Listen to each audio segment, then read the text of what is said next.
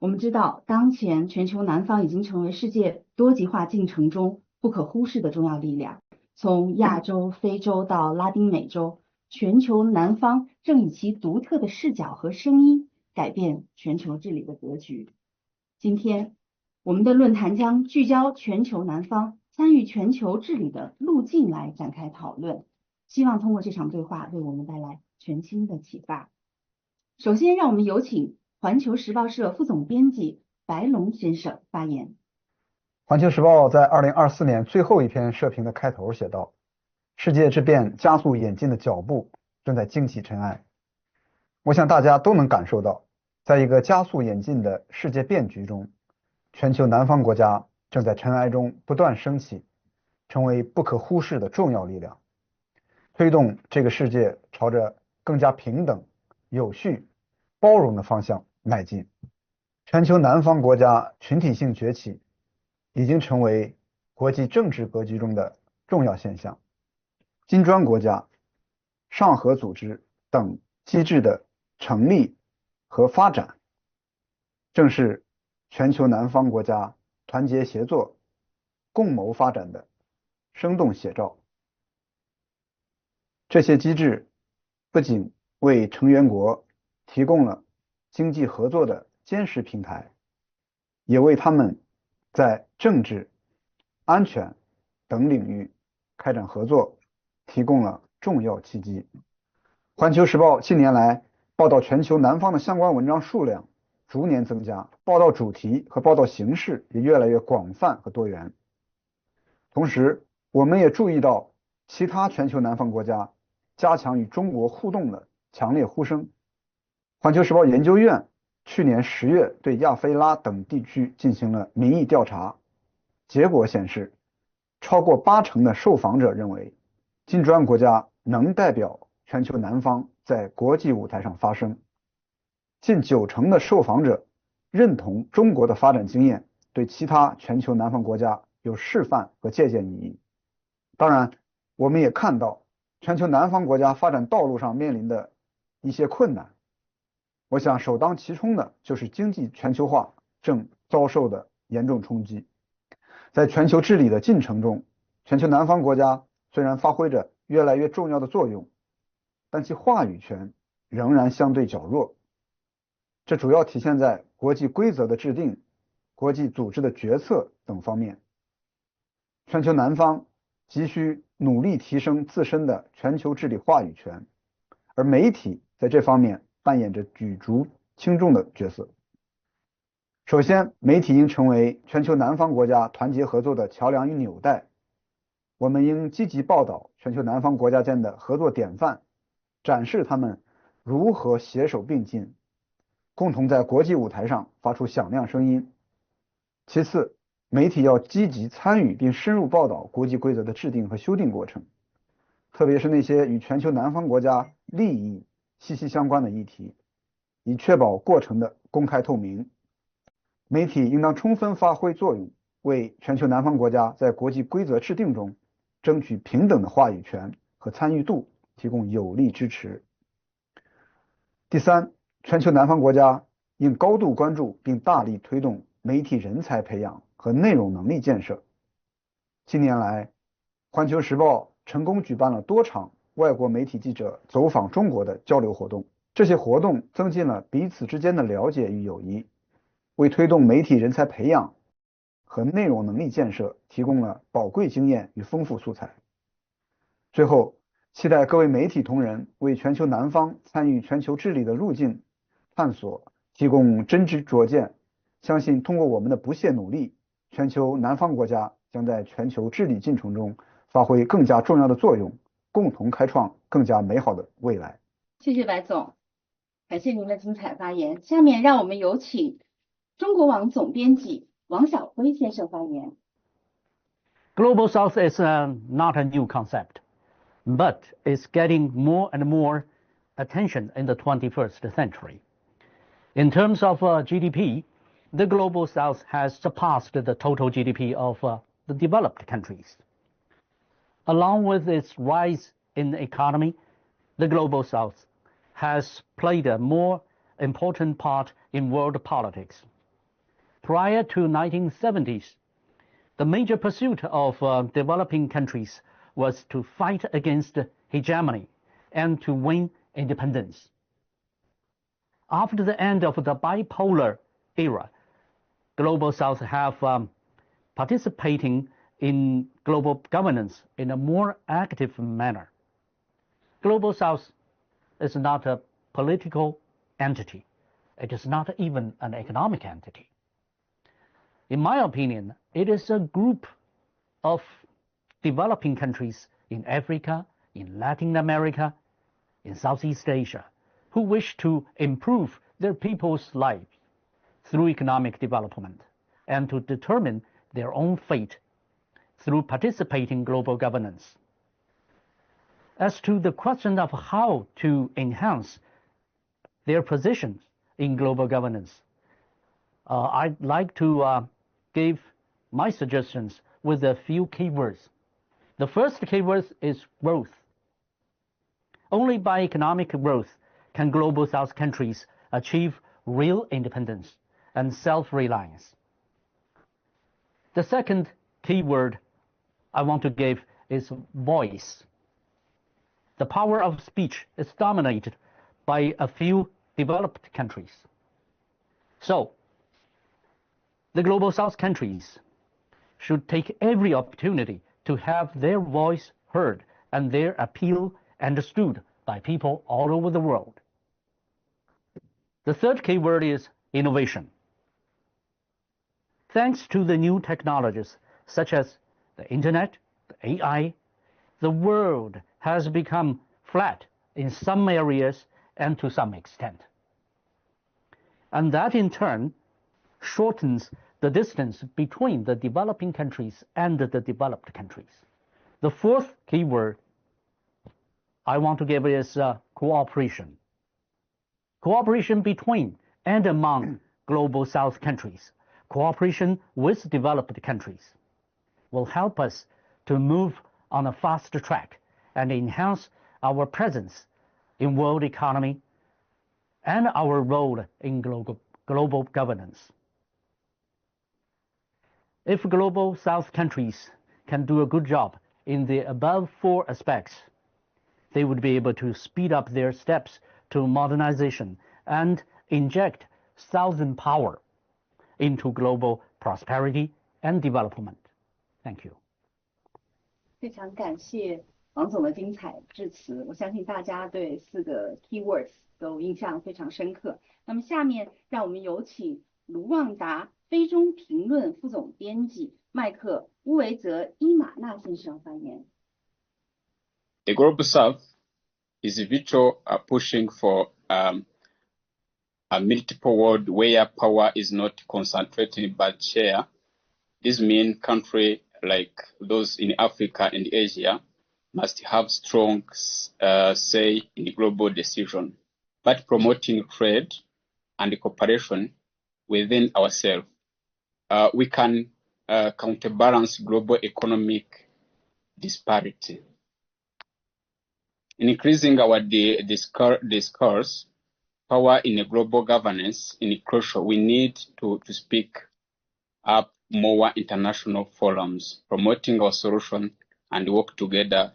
非常感谢乌维泽伊马纳先生的分享。接下来让我们欢迎来自埃塞俄比亚方纳广播公司新闻与时事频道执行总监巴哈鲁伊德内卡丘先生进行分享。The power dynamics of global governance shaped, largely by historical legacies and economic dominance, often leave the voices of the global south on the periphery. The global south has demonstrated, resilience, resourcefulness, and unyielding determination to shape its future.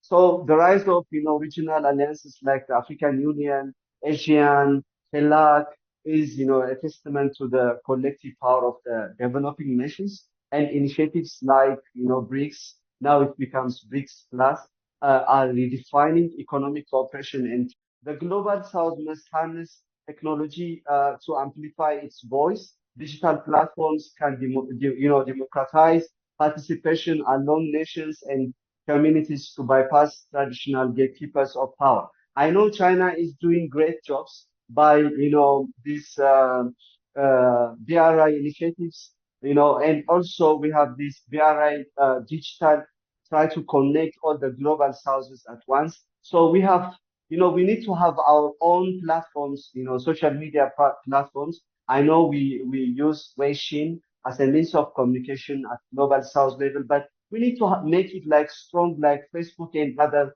platforms of the West, the global West. The other thing is investment in education and research. The ability to influence global governance requires, intellectual and technical resources. The second media can play is exposing inequalities in global governance. Investigative journalism can uncover and report on structural inequalities. So by shedding light on these issues, media can foster public awareness and demand for reform. So we need to make our media institutions very strong. Framing in inclusive narrations also, one of the way the media plays a vital role in shaping global narratives. Media platforms with global South cooperation. So I think if we do on these issues, the global South can be strong and much better than the rest of the world. I think these are my suggestions.感谢伊德内卡丘先生非常扎实的分享。下面让我们有请观察者、外交杂志总编辑、每日中巴经济走廊报创始人兼首席执行官萨乌德·马利克先生发言，有请。The Global South is emerging as a critical force in creating a more balanced global order. The China-Pakistan Economic Corridor, CPEC, is a key example of this shift. As part of the Belt Road Initiative, BRI, CPEC represents how regional cooperation can challenge the traditional power structures of the global governance. It's a project that links South Asia to Central Asia, offering a new route for trade, energy, and infrastructure development. Through initiatives like CPEC, countries in the Global South can begin to assert their influence, pushing for a more inclusive world order that reflects the interests and needs of the global majority. CPEC is a prime example of regional cooperation can lead to greater influence. Through joint economic initiatives, countries like China and Pakistan are able to assert their collective strength in global negotiations. The BRI offers a unique opportunity for the Global South to amplify its voice in global governance. By investing in infrastructure, connectivity, and trade, BRI is opening up new avenues for economic engagement. This initiative empowers countries to move beyond traditional Western-dominated trade system and establish their own networks and influence. Countries in Global South can leverage projects like CPEC within BRI for advocate reforms in global governance. Finally, to strengthen the Global South's power in global governance, we need to push for reforms in global institutions. Many of the world's key decision-making bodies still have a skewed representation that fails to reflect the true diversity of the global population. In conclusion, the Global South has a unique and transformative role to play in global governance. Through initiatives like China-Pakistan Economic Corridor and Belt Road Initiative, countries in the Global South are building the foundations for a more multipolar, inclusive, and equitable world order. To further amplify its influence, the Global South must continue to foster regional cooperation, push for reforms, global institutions, leverage initiatives like BRI to advocate the interests of developing nations, 谢谢萨乌德先生，也谢谢你对中巴经济走廊发挥的作用表现了极高的热情，谢谢。我们稍后会讨论到。下面就让我们有请尼日利亚卫报副总编辑兼阿布贾分社社长布里奇特·奥诺奇女士发言，有请。Yeah, the topic before us now, which revolves around how the Global South can participate actively in global governance, is very apt and timely considering the exigencies of the moment. If global governance is largely about a system of rules and institutions that manage global issues and provide public goods through various actors, including governments, businesses, and civil society organizations, then the Global South, with over 80% of the world's population and projected to account for over 50% of global GDP by 2030, cannot, under any circumstance, be isolated in global scheme of things. Beyond its human capital, it boasts a substantial quantity of natural resources, which cannot be relegated in shaping the world's economy. Above all, in an increasingly interconnected world, the need for inclusive and representative global governance has never been more pressing than now. The era of knowledge formation and technological advancement, with its attendant benefits and crisis, has also repositioned even the disadvantaged countries as keen participants rather than observers in global affairs. It will therefore be unacceptable at this moment in history for the Global South countries, irrespective of its psychological or economic barriers, to prefer an appendage status while the Global North decides their fate. Pathways to Global South involvement in global governance. Although the phrase Global South refers largely to regions within the Latin America, Asia, Africa, and Oceania, also tagged the world, comprising mostly of low-income countries and often politically or culturally marginalized, with the economic emergence of China and its technological stride, which has strategically positioned it at the forefront of the Global South countries. It will be erroneous, therefore, for any people to continually regard the entire South as the third world countries or developing nations of the world, whose voices cannot be heard in the global sphere. Already, the Global South is on the right path by coming together with their intention to harness its potentials and build a more inclusive, equitable, and prosperous countries. But to be more relevant in global governance, it should do well to strengthen regional organizations and promote regional integration. Ordinarily, regional bodies such as ECOWAS, ASEAN, and Mercosur should serve as veritable tools to amplify the Global South voice. Above all, the member countries will endeavor to foster South-South cooperation through knowledge sharing and collaboration on development projects. As my colleague who spoke earlier said, the media, especially those situated within the Global South, should also take this as their own responsibility and ensure that the issue is constantly on the front burner to ensure equity and inclusive governance across the world. 接下来让我们有请哈萨克斯坦腾格里新闻网信息服务总监奥尔扎斯·穆扎加里耶夫先生发言，有请。As the president of our country, Mr. Kassym-Jomart Tokayev says, has repeatedly emphasized, Kazakhstan supports China's initiative on global security aimed at maintaining international stability. The voices of Global South countries must carry weight in addressing issues of peace and security. I think this is why I believe the role of journalists from these nations is to elaborate on the idea of an equal and multipolar world. Unfortunately, conflicts are intensifying across the globe. As our president has noted, there is stagnation in the work of the United Nations Security Council. The Kazakh authorities believe that this vital body should include countries representing all regions of the world, including those from the Global South. We need to come together and listen to one another to achieve truly inclusive economic globalization. I believe that events like today help us move closer to this goal. 感谢您今天能够参加我们的论坛。那么下面呢，我们将进入讨论环节。我们最需要克服的困难和障碍是什么？您认为全球南方当前的多极化诉求是否得到了足够的国际关注？请问王总，您有什么看法呢？我想全球南方的崛起在多极化的这个背景下，需要克服的困难和障碍很多。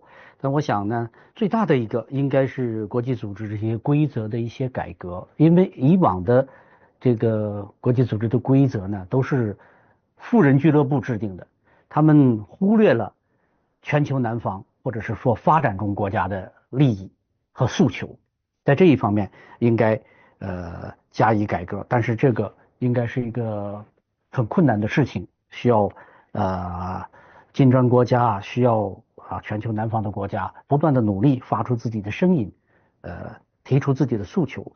第二个呢，就是这些发展中国家或者全球南方国家的自身的发展，这非常重要。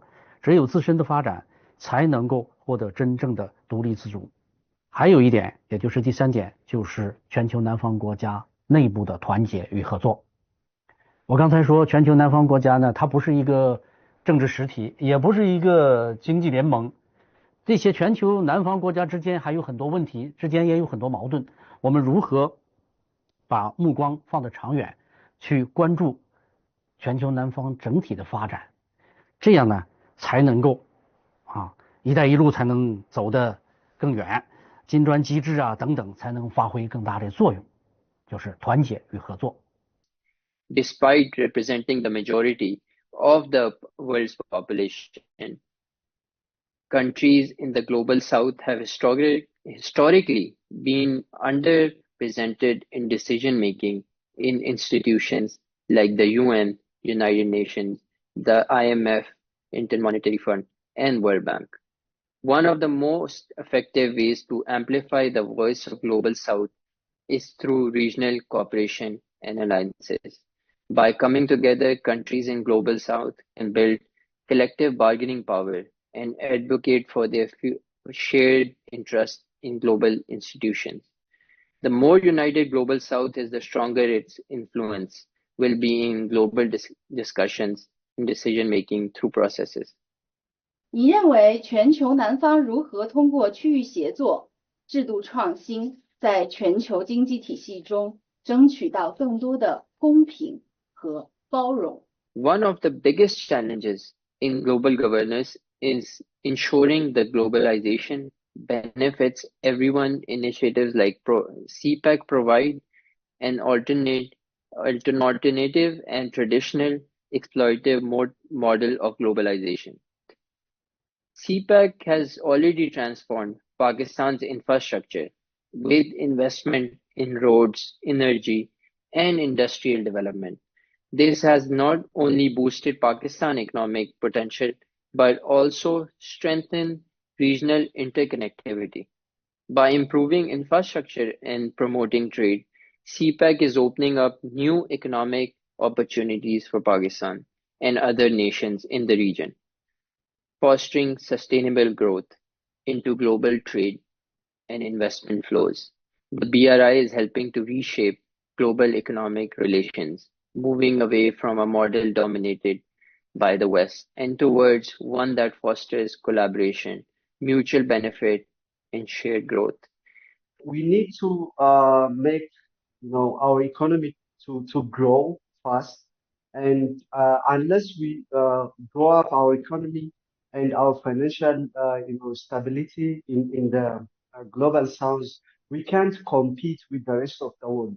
The other thing is we need to have this economic cooperation with the emerging economies like in China. So my country have this agreement with China.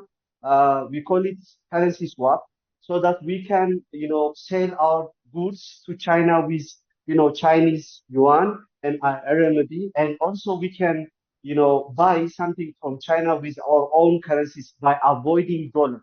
So dollarization is one of the problems of the world, especially the global south. So if we have these strong financial units among the global south, we can compete, unless it's very difficult.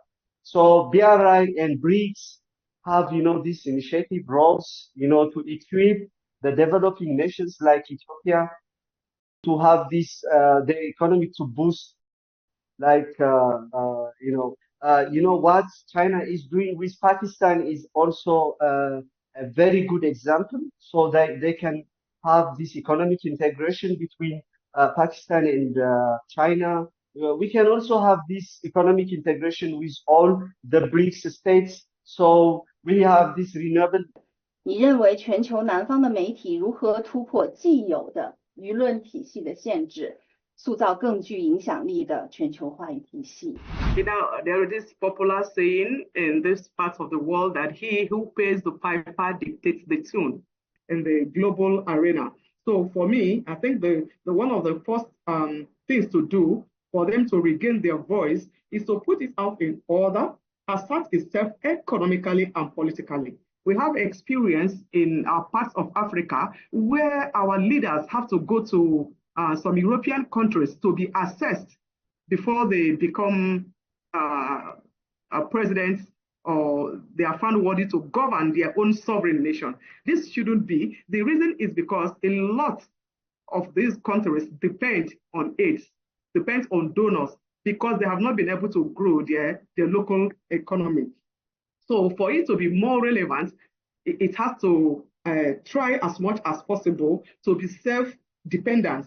And this has to do with growing the local economy, developing its industry, and empowering its teeming youths, also making the environment conducive by way of job creation. So for Africa, Global South to raise their voices or to raise its voice in the global governance, it really had to work hard to develop its own and be able to reduce the migration to other countries. Also, there should be transparency and accountability because we have potentials. We have both natural and human resources. What then is the problem with the Global South? We thank God for China that has emerged from the rear and is now helping us in so many ways. Without that, I wouldn't know where most countries of the Global South would be now in terms of economic development. 非常感谢您的发言，谢谢。那么山海同频，我们下期再会，拜拜。Bye.